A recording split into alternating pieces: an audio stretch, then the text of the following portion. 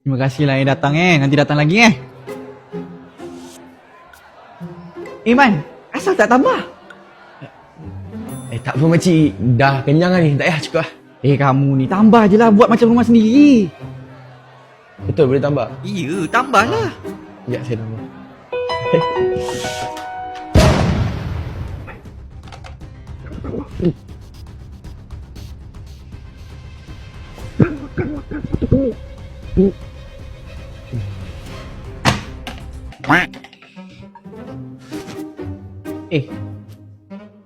Kamu ni tadi kata nak tambah, asal tak tambah?